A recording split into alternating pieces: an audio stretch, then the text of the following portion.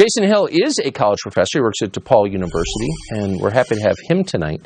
Professor, you've obviously chosen to spend your life on college campuses. As you watch this story unfold, what's your reaction?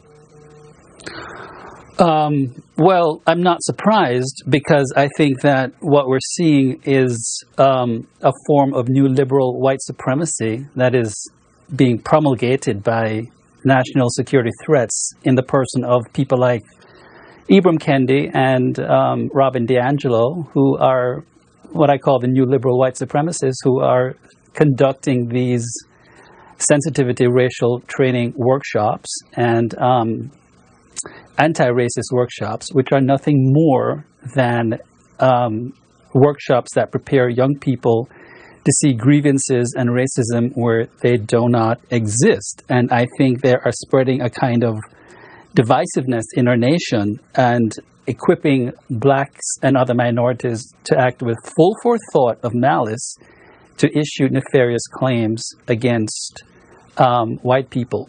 And what they're doing is they're saying, so long as you have white skin, DiAngelo does this, Ibram Kendi does this, you are a walking practitioner of racism. And let me say this, I think that what has happened since the passage of the 1964 Civil Rights Act is that I think a lot of blacks really, I have a forthcoming book called What Do White Americans Owe Black People? Racial Oppression in the Age of Post-Oppression, Racial Equality in the Age of Post-Oppression, is that a lot of blacks, Tucker, are going through what I call an existential identity crisis. That is, their identities were forged in the crucibles of real oppression. Now that they're free and they've lost a kind of a cosmic specialness, they don't know what to do with their lives. And these new liberal white supremacists have honed in like vultures and have told them that you need to continue the drama.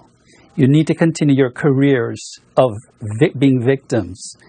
And there are two ways that you can do this. One is you can continue the drama of victimology.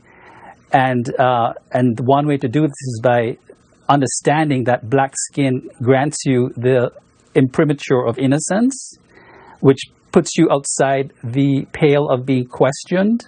So if you are stamped with imprimatur of innocence, you are automatically stamped with insignia of sainthood, which puts you outside of being questioned. And B, all white people, by virtue of having white skin, are automatic racists, which condemns them indefinitely as your oppressors.